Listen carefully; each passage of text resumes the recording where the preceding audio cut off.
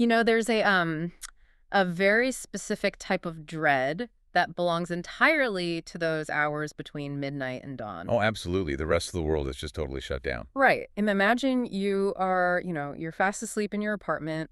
The world is quiet. You are comfortable, you're secure, and then suddenly the phone rings. And it's never a gentle text chime at that hour. No, no. It's a harsh, demanding ring from an unknown number. You pick it up, and this voice you barely recognize just says, "Your father is dying." And then the line just goes completely dead. Oh, wow.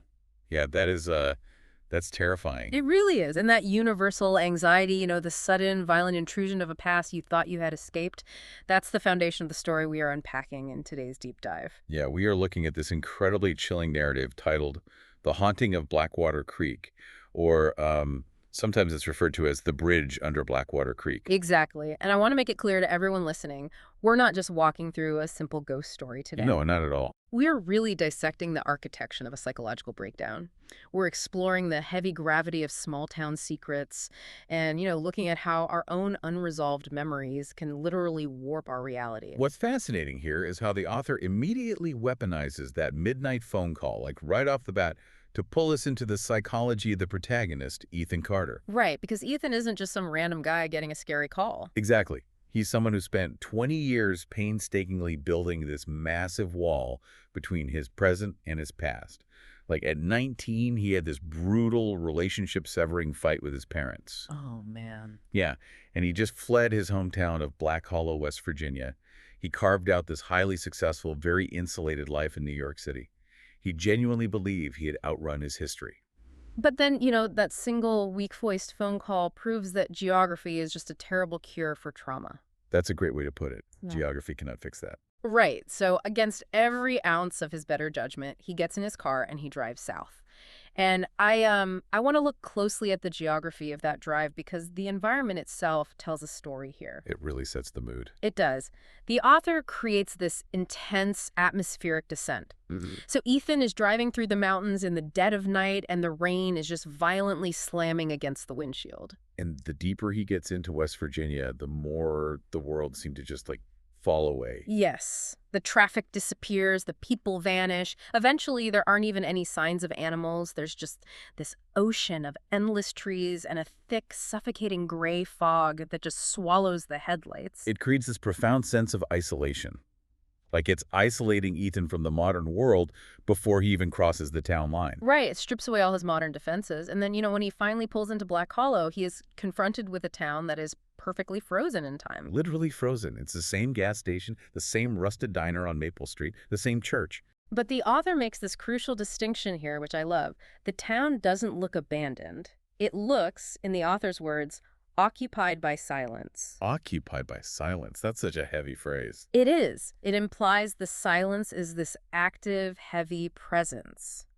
Okay, let's unpack this for a second because we've all experienced that weird, disjointed feeling of going back to the place where we grew up. Oh, yeah. It always feels a little off. But the dread Ethan feels pushes way beyond standard nostalgia.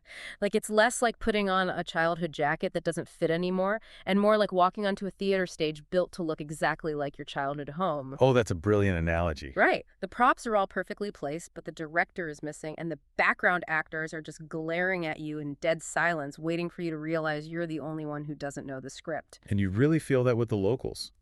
The few locals Ethan does see give him these nervous, piercing stares. Yeah, what is up with those stares? Well, what's fascinating is those stares brilliantly establish the central dynamic of the narrative.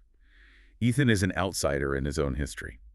I mean, imagine driving down the street you learned to ride a bike on, looking at the houses you used to play near, but feeling entirely unwelcome. It's an awful feeling. He's an intruder in a place that technically belongs to his memory, and that displacement creates this immediate, suffocating tension. And that tension follows him all the way to his childhood home, which is sitting completely dark at the end of this narrow dirt road. Just a classic horror setup. Oh, totally. The white paint is peeling off the siding, a broken porch swing is swaying in the wind, and when he knocks on the front door, it just, slowly creaks open on its own. Of course it does. Right. And every survival instinct should be telling him to run, but he hears his mother's weak voice calling from upstairs, so he walks inside. And the sensory details here are just so deliberate. They really are. The floorboards groan, but more importantly, the house smells intensely of dust and mildew. Yes. And with every step he takes up the stairs, the ambient temperature noticeably plummets. Subconsciously, the environment is screaming at him and at you, the listener, that this isn't a home. The dropping temperature and that smell of stagnant decay, those are biological signals of a tomb. A tomb, exactly. So he reaches the bedroom, and he finds his parents sitting quietly by the bed. And here is where the author absolutely weaponizes the uncanny valley. Oh, the uncanny valley is so effective here. It really is. For Okay. anyone unfamiliar with the term, the uncanny valley is this psychological concept where something looks almost perfectly human, but some tiny instinctual part of your lizard brain realizes it's lacking a true spark of life. Right, and it triggers pure revulsion. Pure revulsion. And his parents, they're unnaturally pale. His father's skin is described as almost gray, and despite looking like they are on death's door, they give Ethan these strained, uncomfortable smiles. And the ensuing dinner scene is just agonizing. They sit in a house consumed by dead silence, punctuated only by the ticking of an old hallway clock. Tick, tick. Oh, that ticking would drive me insane. Whenever Ethan attempts to ask about the town or the locals, his parents just exchange nervous glances and say absolutely nothing. Nothing at all. The tension is wound so tight that it inevitably snaps in the middle of the night. Right, so at exactly 2:30 a.m., Ethan wakes up shivering. The house is freezing. He goes downstairs for a glass of water, and he hears this slow, deliberate scratching coming from outside, Ugh, the worst sound imaginable. like fingernails dragging across glass. He turns to the kitchen window, and he sees dozens of handprints pressed against the outside of the glass. Dozens of them. Big hands, small hands. But crucially, and this is the part that got me, some of those prints do not look human. No, they don't. Then he hears a slow tap, tap, tap moving to the living room window. Something unseen is circling the house in the dark. And yet, when Ethan frantically tells his mother about this the next morning, she just quietly brushes it off. I couldn't believe that part. She claims it's just a local man who wanders around town at night. You know, a sad old guy who lost his mind after his wife passed away. Okay, I have to push back hard here. I had to stop and think about this moment for a long time because from a purely logical standpoint, it is absurd. Oh, it makes no sense. Dozens of handprints, some of them fundamentally non-human, surrounding an isolated house in the freezing cold. And Ethan's reaction is essentially to nod and accept that it's just the sad widower from down the street. Like, Yeah. why on earth does he accept this flimsy excuse? Well, it's actually brilliant because... But then it clicked for me, right? This isn't a plot hole. It's a masterclass in the mechanics of human denial. Exactly. Denial is an incredibly powerful survival mechanism. Ethan's brain is actively protecting him from a mental collapse. We will leave an impossible lie to avoid an unbearable truth. That is a crucial insight. When human beings are faced with an environment that shatters our understanding of reality, our brains will cling to any life raft of logic, no matter how full of holes it might be.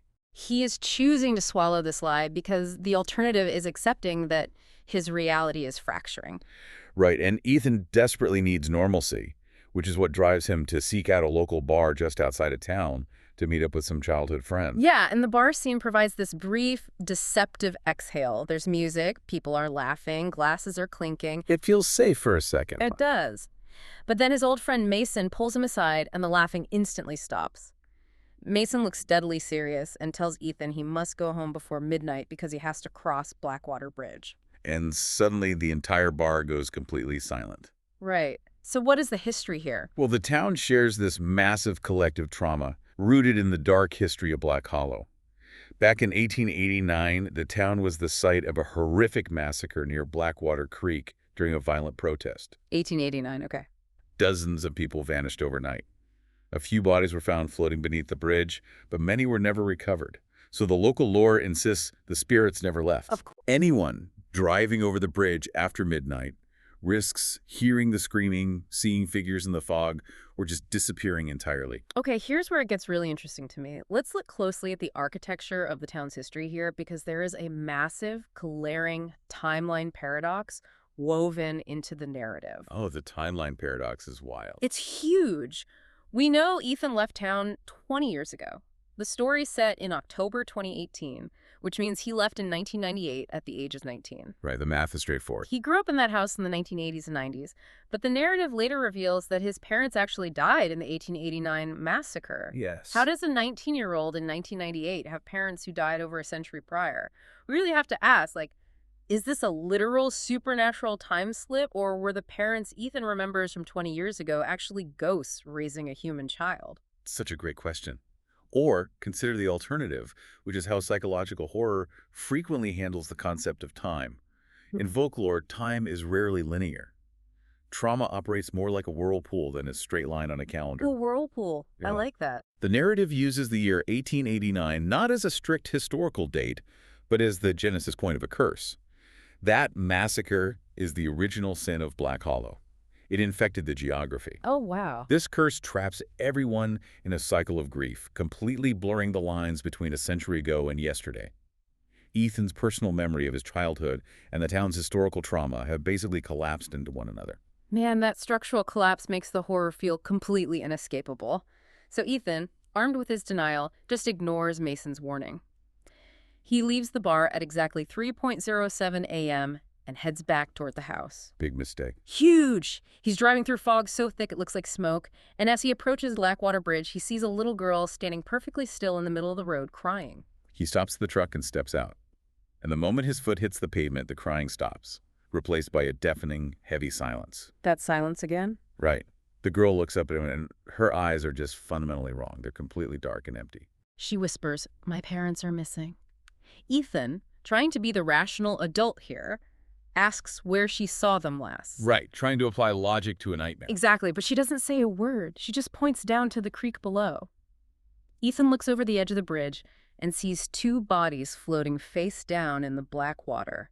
But before he can even process that, the little girl grabs his wrist with an ice-cold hand and whispers, "What about the others?" Oh, that gives me chills. Ethan looks back down at the water, and the true scale of the nightmare reveals itself. The creek isn't just holding two bodies. It is filled with dozens of men, women, and children, Just floating there. floating silently beneath the surface, eyes wide open, staring directly up at him. And then, in perfect unison, every single body opens its mouth and begins to scream. See, this sequence right here is a textbook illustration of what psychologists refer to as the return of the repressed. Oh, absolutely. When you bury a massive psychological trauma, when you shove it down into the dark and just refuse to look at it, it doesn't quietly dissolve, it ferments. It festers, yeah. And eventually, it violently erupts back into your consciousness, usually mutated into something far more terrifying than the original event. Think of it like a dam breaking or a massive sinkhole opening up underneath a perfectly manicured lawn. That's a really good visual. This silent, dusty house with his pale parents was the pristine lawn of his denial. The screaming bodies under the bridge are the sinkhole violently caving in. The history he tried to ignore is literally bubbling to the surface and screaming for attention. And he just flees in absolute terror. He jumps in his truck and floors it. But the world around him has fundamentally shifted at this point. Right, the drive back is terrifying. It's a gauntlet. The roads are slick with blood. Shadowy figures stand motionless in the fog, watching him speed past. And these figures bear the brutal marks of the 1889 massacre. Some look drowned, others have severe burn marks, and some have bullet holes straight through their faces. So the town's violent past has just fully manifested in the present. Ethan finally makes it back to the dirt road. He runs up to the front door of his childhood home, pounding on the rotting wood, screaming desperately for his mom and dad. But there is no answer. Right. And out of the corner of his eye, he spots a figure standing near the side window. It's the old man. The exact same old man his mother had warned him about, the supposed local widower who had lost his mind. Which is such a brilliant setup for the twist. Ethan's fear turns into aggressive panic here. He storms over to the man and screams, "What do you want from us?" And this is where the narrative delivers its most devastating, reality-shattering blow. If we connect this to the bigger picture, it changes everything. It really does. The old man looks at Ethan, completely bewildered, and quietly asks, "What parents?" Oh, man. Ethan freezes. The old man looks up at the peeling, rotting, abandoned house, then looks back at Ethan and says, "Son, nobody has lived in that house for 20 years. The old man lays out the truth right there. Back in 1889, Ethan's parents died during the Blackwater Creek massacre, alongside dozens of others. The house at the end of the dirt road has been entirely abandoned, left to rot, ever since. This completely upends everything we thought we understood about the story up to this point. It does. The old man reveals that for days, the locals have been watching Ethan. They watched him talking to himself in the yard. They watched him knocking on empty doors. They watched him sit all alone inside a decaying, dead house, having full, animated dinner conversations with thin air. It's just so tragic. And then the old man looks Ethan right in the eyes and whispers that the people inside that house aren't alive anymore. The dual horror of this ending is just brilliant. On one level, yes, you have the supernatural terror of Ethan interacting with the dead. But the true lingering terror, the one that really sits heavy in your chest, is the profound isolation of his mental break. Yes, the isolation. The real horror isn't just the ghostly bodies screaming in the creek. It's the visceral image of a grown man performing a pantomime of family life with empty chairs, while an entire town stands by and watches him lose his mind, doing nothing but staring. Which completely recontextualizes the beginning of his journey. Think back to Ethan's drive into Black Hollow. Right. The stares at the gas station. Exactly. Those nervous, piercing stares from the locals at the gas station and the diner. They weren't glaring at him because they were harboring some sinister, supernatural secret that they wanted to protect. No, not at all. They were staring out of deep discomfort, pity, and fear because they were watching a tragic, disturbed man actively hallucinating. The town didn't feel occupied by silence because it was haunted by ghosts. It felt that way because Ethan was entirely disconnected from the reality everyone else was living in. The narrative leaves us questioning the very nature of Ethan's experience. Is he the victim of a geographic supernatural curse that reached out and pulled him back? Or is he the victim of his own fractured mind, desperately trying to resolve a childhood trauma that can never actually be fixed? And the epilogue leaves us with a really haunting image to ponder. That very same night, Ethan leaves Black Hollow forever. He escapes the town, but the curse, or the psychological scar, remains. The locals still avoid the bridge. Right. Drivers passing through late at night still hear voices crying beneath the water, and people still occasionally see the little girl with dark eyes standing in the fog. Which leads me to ask you, the listener, to think about your own life. That's a big question. What are your own Blackwater bridges? What are those painful memories, those uncomfortable histories, or those unresolved conflicts that you try to speed past in the dark, hoping you don't have to look at what is lurking just beneath the surface? It requires an uncomfortable level of introspection, doesn't it? The narrative ends with a very specific, chilling warning from the text, from the locals of Black Hollow. If the dead ever call your name from Blackwater Creek, never answer. Never answer. And we have to ask ourselves how to interpret that. Is it a literal warning about ghosts trying to drag you into the water? Or is it a profound psychological warning? I lean toward the psychological for sure. If you constantly answer the call of your past grievances, if you continuously engage with dead memories, old arguments, and relationships that can no longer be resolved, you risk becoming Ethan. Right. You risk becoming entirely disconnected from the living world, trapped in the decaying architecture of your own past, having heated arguments with people who aren't really there anymore. It is a powerful reminder that some parts of our past, no matter how loudly they ring in the middle of the night, are simply better left completely unanswered. Absolutely. So the next time you're fast asleep, the world is quiet, and your phone starts demanding your attention from an unknown number at 2:13 in the morning, maybe just let it go to voicemail.